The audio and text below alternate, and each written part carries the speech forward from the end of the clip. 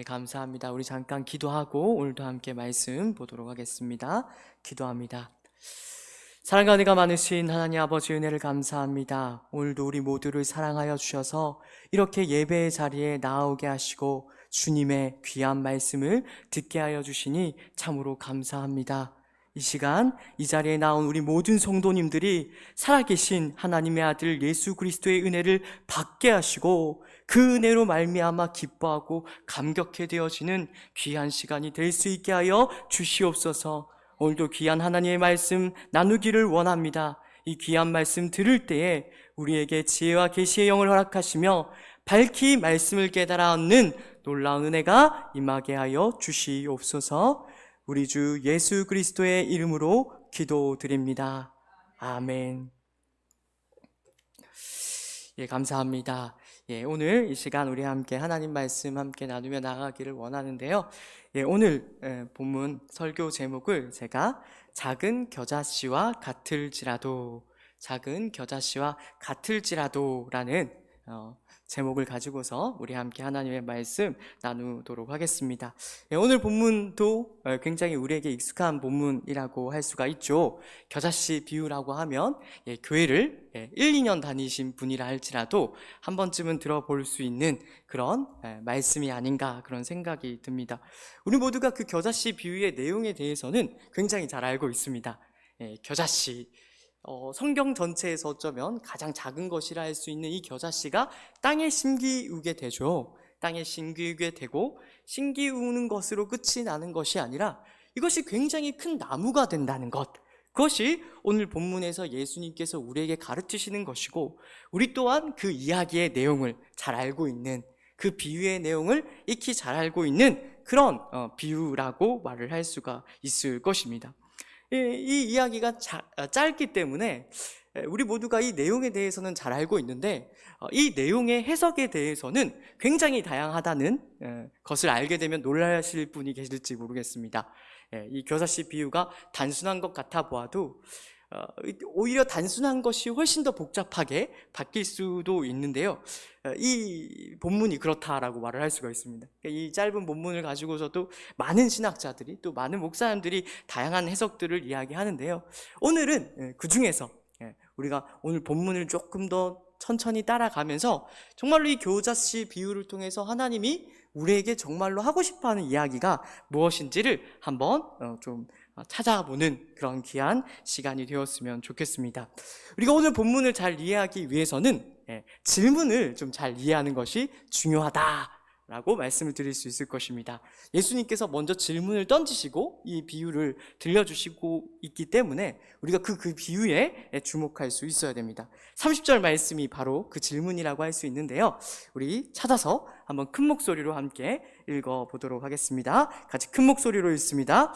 또 이르시되 우리가 하나님의 나라를 어떻게 비교하며 또 무슨 비유로 나타낼까? 예수님께서 분명하게 화두를 던지십니다.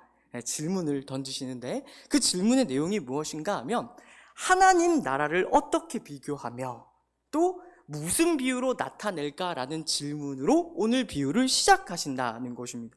그러니까 우리가 오늘 이 비유를 읽을 때 분명히 예수님께서도 말씀하셨듯이 이것이 하나님 나라의 어떤 측면을 가르쳐주고 있구나, 하나님 나라에 대해서 어떤 부분을 설명해주고 있구나라고 생각을 하면서 오늘 본문을 읽을 수 있어야 된다라는 것입니다.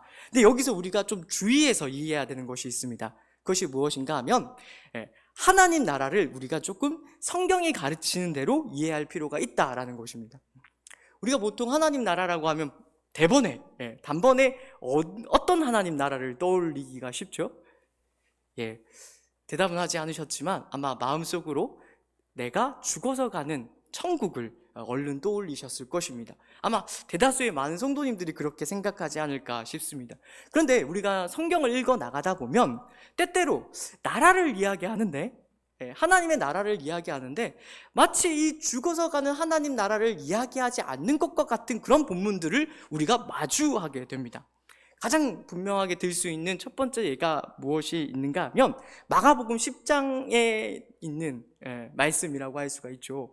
그때 예수님께서 어떤 이야기를 하시는가 하면 어린아이 하나를 데리고서 이렇게 말씀하십니다. 누구든지 이 어린아이와 같이 하나님 나라를 받들지 아니한 자는 천국에 들어갈 수 없느니라 라는 이야기를 하세요. 그러니까 우리가 생각했을 때 하나님 나라라고 하면 우리가 죽어서 가는 그런 장소적 개념으로 얼른 떠올리기가 좋지 않습니까? 근데 이 장소적인 하나님 나라를 우리가 어린아이와 같이 어떻게 받들 수 있다는 말씀일까요? 우리가 얼른 생각하기로는 죽어서 가는 하나님 나라, 그리고 어떤 장소로 존재하고 있는 하나님 나라를 우리가 어떻게 받아들일 수가 있을까요? 그런 식으로 우리가 성경을 보게 되면 하나님 나라라는 것이 꼭 장소적 개념만은 아니다라는 것을 얼른 깨우치게 되죠. 오히려 성경은 이 하나님 나라를 이야기할 때 훨씬 더 어떤 개념을 많이 이야기하는가 하면 바로 통치권과 주권의 개념으로 이야기할 때가 많다라는 것을 우리가 조금 깨우칠 수 있게 됩니다. 그러니까 오늘 본문도 마찬가지입니다. 하나님 나라를 이야기하고 있지만 이것은 우리가 죽어서 가는 하나님 나라를 일컫는 것이기도 하지만 더 중요하게는 무엇인가 하면 하나님의 통치, 하나님의 다스림을 이야기하고 있다라는 거예요. 그렇게 놓고 보면 오늘 이 비유가 우리에게 다르게 다가오는 것을 우리가 확인할 수 있습니다. 지금 예수님께서는 하나님 나라를 우리에게 가르치려고 하시는데 그 하나님 나라가 어떤 하나님 나라입니까? 하나님의 통치, 하나님의 다스림의 개념을 우리에게 이야기해 주고 있다라는 것입니다. 그러니까 예수님께서는 이 겨자씨 비유를 통해서 하나님께서 당신의 나라의 백성들을 어떻게 다스리는지에 대해서 이 겨자씨 비유를 통해 우리에게 가르쳐 주고 싶어 하신다는 것입니다. 이걸 이렇게 바꾸어서 설명할 수도 있겠죠. 오늘 예수 그리스도를 믿어 하나님의 백성된 우리를 하나님께서 도대체 어떻게 통치하시는가? 어떻게 우리를 다스리시는가? 어떻게 우리를 돌보시는가에 대한 질문으로서 우리가 오늘 비유를 읽을 수가 있다라는 것입니다. 이것을 유념하고서 우리 오늘 본문 말씀을 함께 자세히 살펴보도록 하겠습니다. 도대체 하나님께서는 우리를 어떻게 다스리고 계실까요? 어떻게 이야기하고 있는가 하면 예수님께서 이렇게 가르쳐 주시는 거예요. 하나님의 통치는 가장 작은 겨자씨를 가장 큰 나무로 자라게 하시는 것과 같이 우리 모두를 통치하고 다스리고 보살피고 계신다라는 것입니다. 그러니까 하나님께서는 겨자씨와 같이 굉장히 작고 그 당시에 가장 작은 것으로 여겨졌다라고 말씀드리지 않았습니까?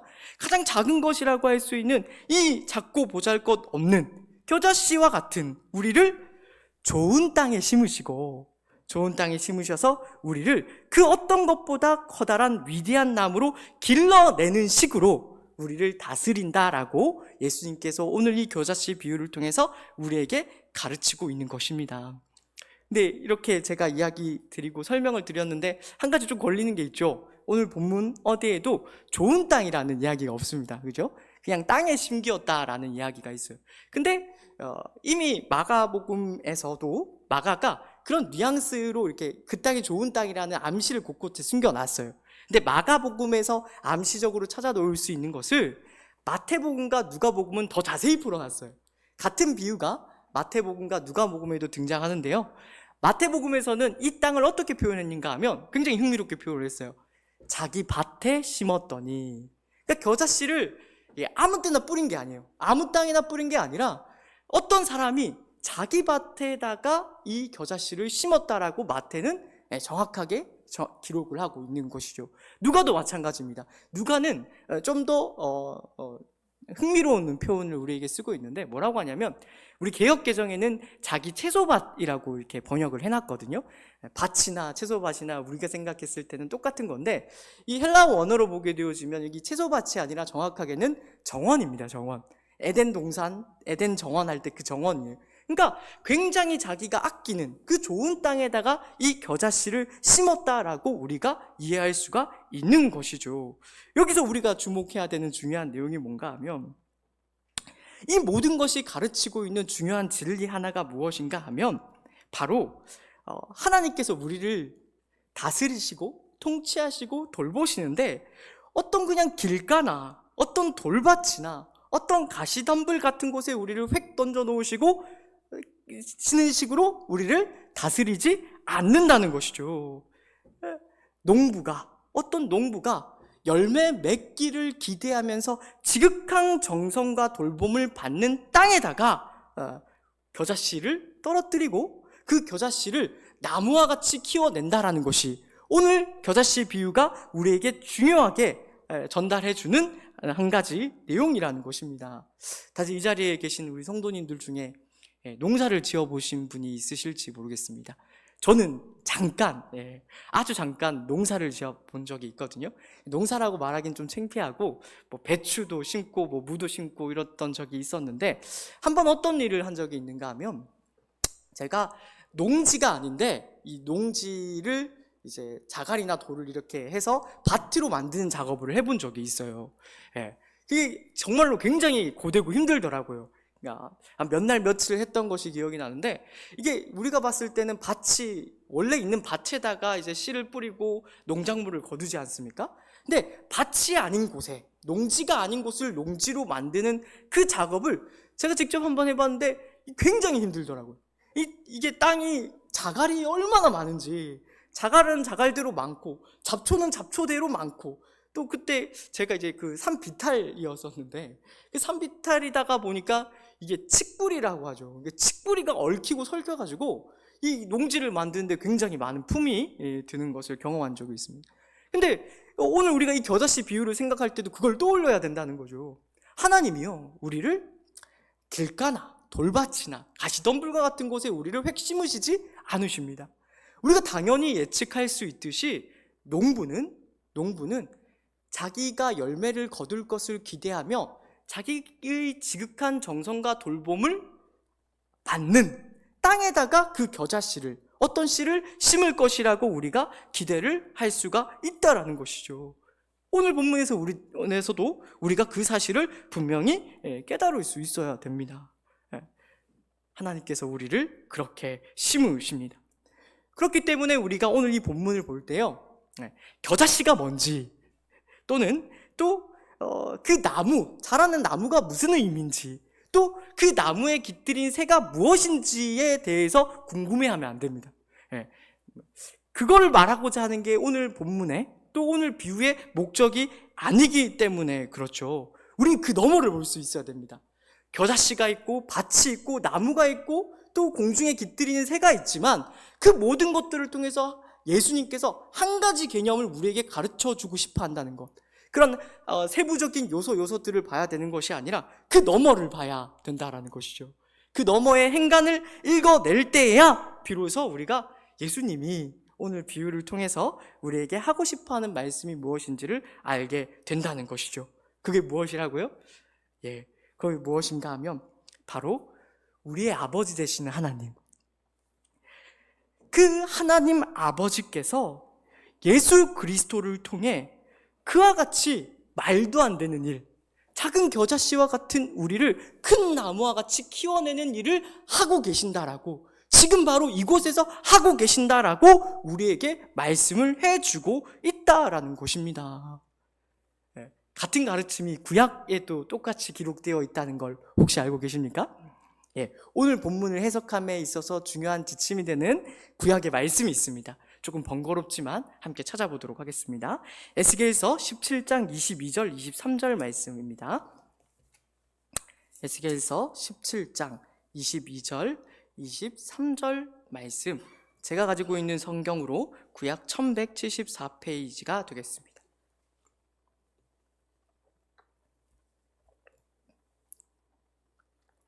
우리 다 같이 한 목소리로 읽어보도록 하겠습니다. 같이 읽습니다.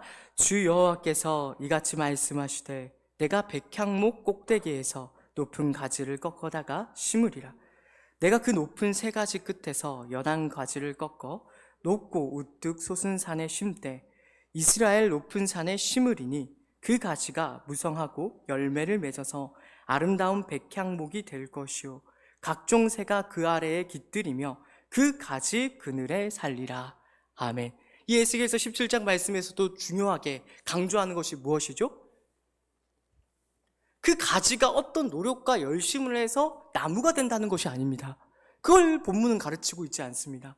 그걸 가르치고 있는 것이 아니라 살아계신 하나님께서 그 백향목 가지, 백향목은 그 백향목대로 위대하고 멋있고 훌륭하지만 그 중에서 연약한 가지 하나를 꺾으신다는 거예요. 근데 그 꺾으신 가지를 통해서 뭘 만드신다라고 이야기를 하고 있어요? 그 연약한 가지 하나를 가지고서 무성하고 열매를 맺는 아름다운 백향목 나무로 키워내시겠다라고 에스겔서 말씀이 우리에게 중요하게 이야기를 해주고 있는 거예요. 그러니까 많은 학자들이 그래서 오늘 이 비유가 에스겔서 17장 22절 23절을 인용한 것이다, 인용해서 예수님께서 설교하신 것이다, 적어도 인용하신 말씀이라고 이야기를 하고는 합니다. 이와 같은 하나님의 돌보심, 이와 같은 하나님의 통치와 다스림을 우리가 읽어낼 수가 있어야 되는 것이죠. 이러한 성경의 가르침이요, 비단 이 비유에만 녹아있는 것이 아니라 사실 성경 곳곳에서 증언이 되죠. 사도 바울도 고린도 3장에서 이런 이야기를 우리에게 들려주거든요. 우리 모든 성도들, 고린도 교회 성도들을 사도 바울이 뭐라고 이야기를 했는가 하면 이렇게 해요. 너희는 하나님의 밭이다 라는 표현을 씁니다. 그리고 더 중요하게 3장 7절에서는 이런 말씀도 합니다. 그런즉 심는 이나 물 주는 이는 아무것도 아니로되 오직 자라게 하시는 이는 하나님뿐이시니라. 어떻게 잘 따라오고 계신지 모르겠습니다. 이 모든 것들이 우리에게 중요하게 가르치는 내용이 무엇인가 하면 하나님께서 우리 모두를 그렇게 키워내고 계시다라는 것입니다. 통치하시고 다스리셔서 아무것도 아닌, 어쩌면 세상에서 가장 작고 보잘것없는 겨자씨와 같은 우리를 그와 같이 위대한 그리고 아름다운 영광스러운 나무로 만들어내고야 만다라는 것이죠. 다시 한 번 더 말씀드립니다. 예수님께서 정확하게 오늘 이 가르침을 우리에게 주고 있는 것입니다. 바로 너희가 이와 같은 하나님의 통치를 받고 있는 줄 알아라 라고 말입니다. 저희가 이 자리에 계신 우리 모든 성도님들도 세상을 살아가다가 보면 예수님을 믿고 산다는 게 도대체 무엇인가 싶은 순간이 찾아올 때가 있죠. 우리 성도님들은 모두 믿음이 좋으셔서 그런 순간이 없는 줄로 믿습니다. 저는 때때로 그런 순간이 찾아오더라고요. 믿음이 적어서 그런지 모르겠는데 도대체 예수님을 믿고 그리고 그렇게 신앙생활 한다는 것이 무엇을 의미하는가 싶은 순간이 때때로 찾아오더라고요. 그런 생각을 하는 것은 무엇을 의미합니까? 이런 표현을 써도 될지 모르겠는데 벌써 그런 생각을 가진다는 것 자체가 삶이 팍팍하다는 것이죠. 삶이 어렵고 쉽지 않다는 것이 그런 생각 가운데 전제되어 있다라는 것입니다. 사실 이건 간단한 진리입니다. 우리가 예수님을 믿고 좋기만 한다면 그런 생각을 가지겠습니까? 안 가지겠습니까? 당연히 가지지 않습니다. 절대로 결단코 가지지 않을 것입니다. 근데 우리가 경험하는 것은 때때로 우리가 훌륭한 믿음을 가지고 있으면서도 힘든 순간들을, 어려운 순간들을 마주할 때가 있다라는 거예요. 더 나아가서 예수님을 믿는 것이, 예수 그리스도를 믿는 것이 만족스럽지 않을 때가 있다라는 것이죠. 나중에는 이런 생각까지 하게 됩니다. 어떤 생각을 할 때가 있는가 하면 내가 예수 믿는 것이 무슨 하나님께 도움이 되겠는가? 오히려 내가 예수 믿는 것이 하나님의 영광을 가리는 그런 일이 되지 않을까라고 생각할 때가 있다라는 거예요. 이런 것이죠. 우리가 가지고 있는 모든 한계, 우리가 가지고 있는 모든 약함, 그리고 우리가 가지고 있는 모든 못남, 그리고 우리가 가지고 있는 게으름 같은 것들이 예수 그리스도를 통해 주어진 그 놀라운 은혜에도 불구하고 부끄럽게만 느껴진다라는 것이죠. 그 모든 것들이 은혜에 부끄럽지 않게 살아야 된다는 걸 알면서도 그렇지 못한 자신 때문에 초라해지고 할 말이 없는 자로서, 그런 신앙인으로서 우리를 살아가게 할 때가 많이 있다라는 것입니다. 그때 우리는 오늘 말씀을 기억할 수 있어야 할 것입니다. 예수님께서 뭐라고 이야기를 하십니까? 예수님께서 이렇게 이야기하시는 거예요. 야, 너희 하늘 아버지께서는 처음부터 훌륭한 백향목씨를 심으셔서 키워내시는 분이 아니라 정말 아무짝에도 쓸모없어 보이고 작은 그 겨자씨 하나 가지고서 나무를 만들어내시는 분이다.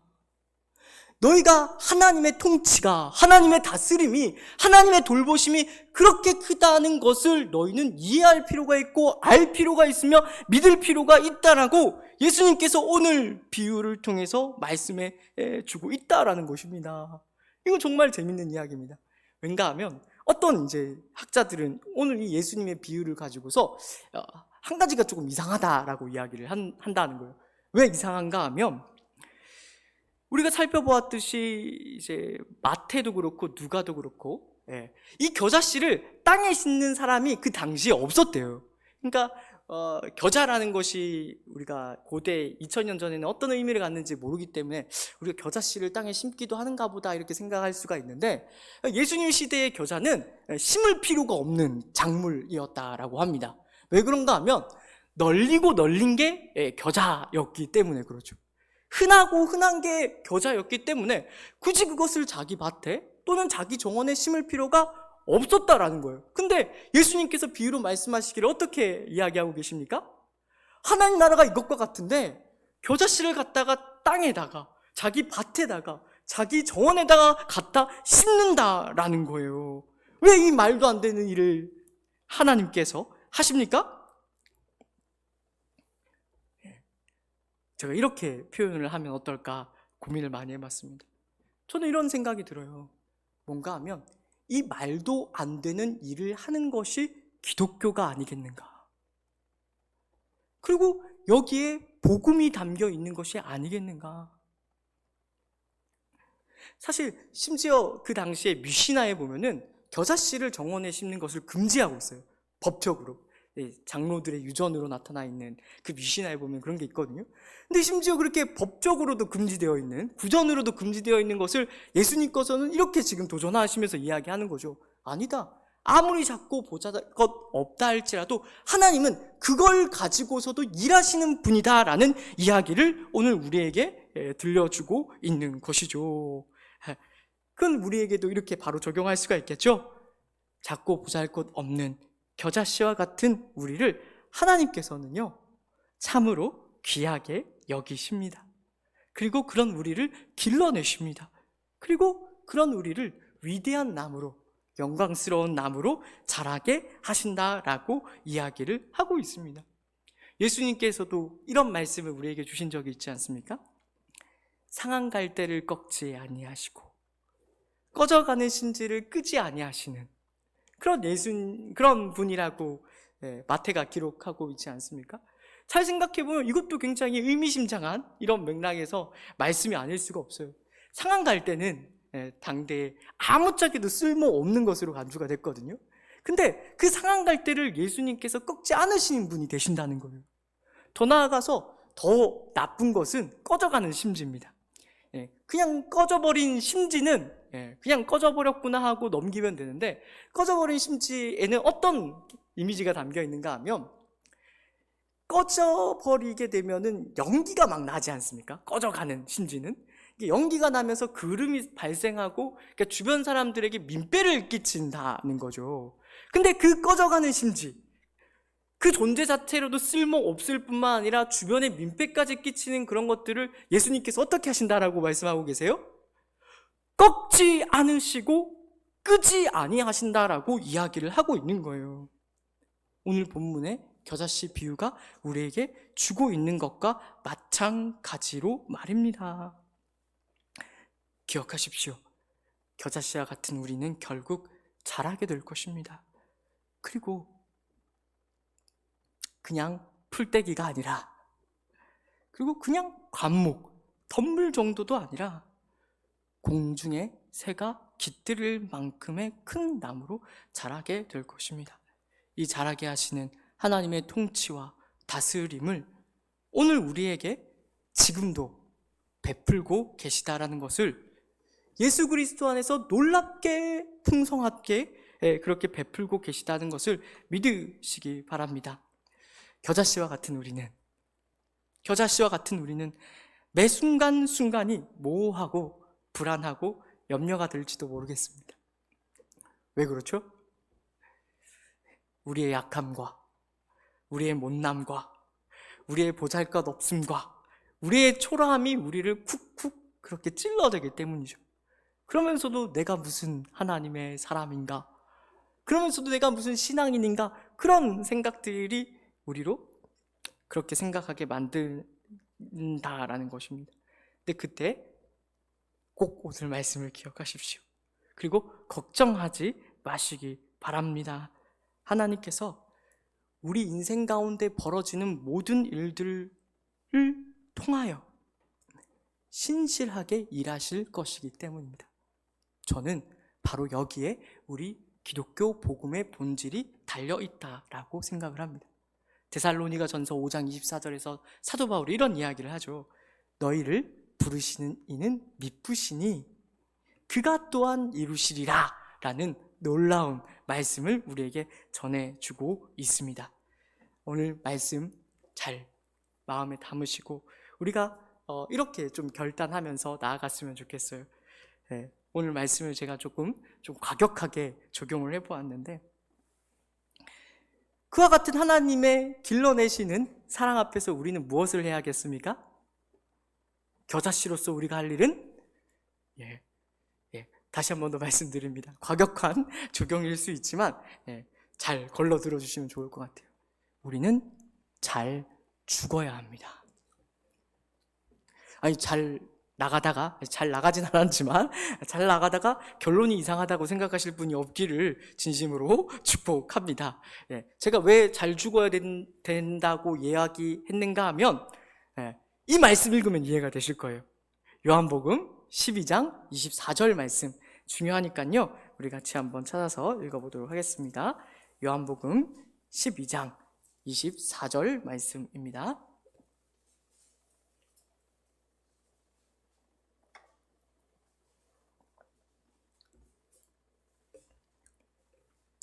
요한복음 12장 24절 말씀 우리 큰 목소리로 한번 읽도록 하겠습니다. 내가 진실로 진실로 너희에게 이르노니 한 알의 밀이 땅에 떨어져 죽지 아니하면 한 알 그대로 있고 죽으면 많은 열매를 맺느니라. 아멘. 아멘이십니까? 정말로 아멘이십니까? 이제 조금 이해가 되시나요? 하나님 아버지의 통치, 다스림, 돌보심에서 우리가 할 수 있는 것, 그것이 무엇인가 하면 잘 죽는 것임을 꼭 기억할 수 있기를 바랍니다. 이걸 달리 이렇게도 표현할 수가 있을 것 같아요. 어떻게 표현할 수 있는가 하면 잘 죽어 나가는 것. 나름대로 표현을 좀 다듬어 보려고 했는데 잘 안 되네요.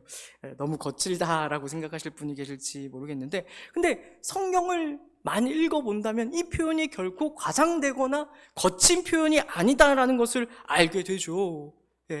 사도 바울이 뭐라고 이야기를 합니까? 고린도전서에 보면은 이런 놀라운 말을 합니다. 나는 날마다 죽노라라는 놀라운 고백을 하죠. 심지어 예수님께서도 복음서에서 이런 말씀을 우리에게 주십니다. 누구든지 나를 따라오려거든 자기를 부인하고 자기 십자가를 지고 나를 따를 것이니라 라고 말입니다. 자기를 부인하는 것, 그리고 자기 십자가를 지는 것이 당연히 그 시대에는 죽음의 함의를 가지고 있었다는 것은 우리가 쉽게 생각할 수가 있습니다. 그래서 저는 이렇게도 말씀드리고 싶어요. 우리의 신앙생활은 어떤 의미에서 죽음으로 나아가는 여정이다. 죽음, 날마다 죽는, 그것이 우리 신앙생활의 어떤 본질된 내용이지 않겠느냐라는 그런 생각을 하게 됩니다. 잘 기억해 주십시오. 씨앗은 죽어야 됩니다. 그것이 씨앗에 마땅히 할 일입니다. 작은 겨자씨가 큰 나무가 되려면 반드시 그 과정 가운데 무엇이 있는가 하면 땅에 심겨져 죽어야만 한다라는 것이죠. 이것을 꼭 기억을 하시고 매 순간순간 죽어야만 하는 우리의 사명을 잘 기억할 수 있기를 바랍니다. 우리가 할 일은 다른 것이 아닙니다. 우리 겨자씨와 같은 우리가 해야 되는 일은 마치 우리는 다른 씨앗인 것처럼, 다른 훌륭한 씨앗인 것처럼, 마치 백향목 씨앗인 것처럼 굴면서 이 세상 가운데 신앙생활을 해야 되는 것이 아니라 매 순간순간 죽어 나갈 수 있어야 되는 것이죠. 나를 위해서, 나를 위하여 자기 목숨을 버리신 예수 그리스도를 위하여, 그 예수 그리스도의 은혜 안에서 날마다 우리는 예수님께서 걸어가신 십자가의 길을 걸어갈 수 있어야 된다는 것입니다. 그것이 구체적으로 우리 삶 가운데 어떻게 실천할 수 있겠습니까? 질 수 없는 자리에서 지는 것입니다.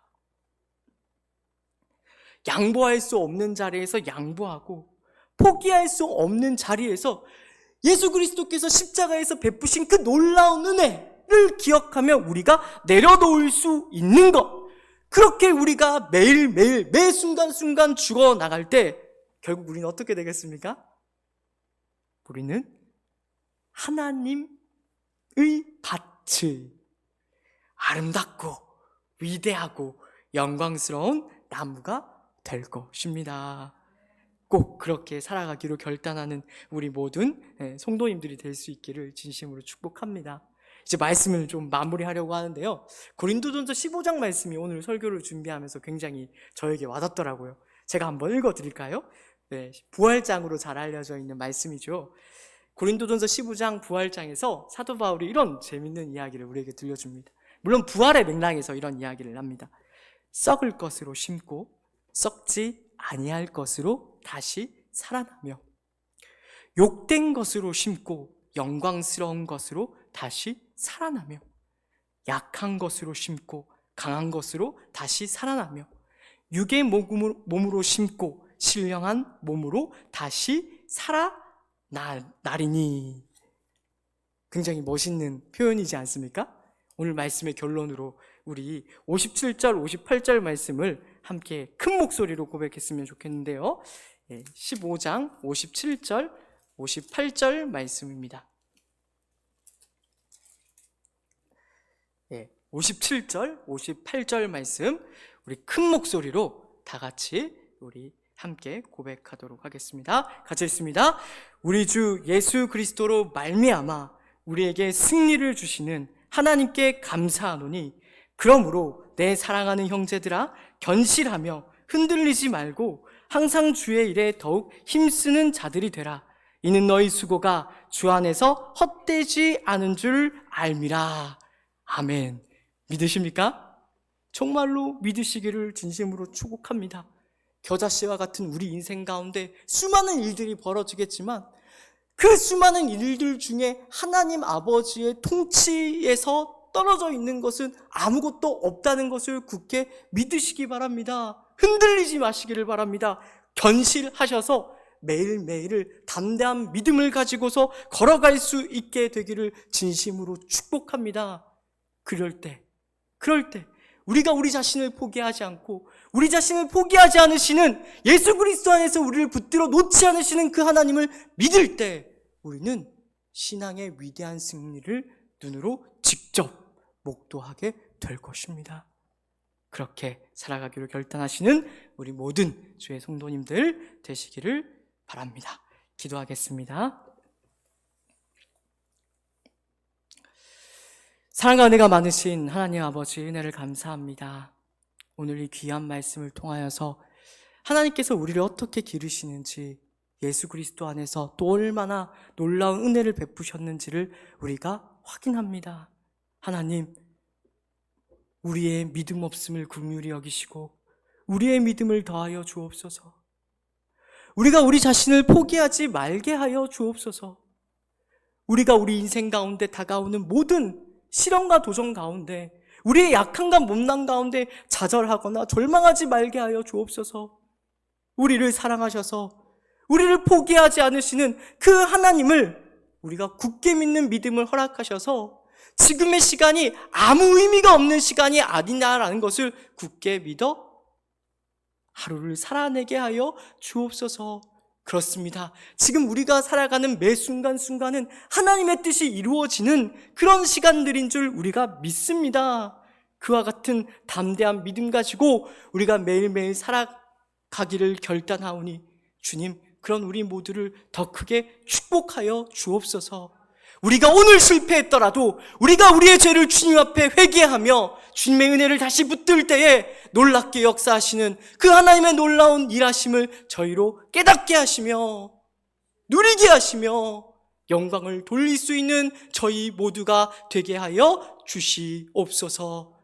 우리 주 예수 그리스도의 이름으로 기도드립니다. 아멘.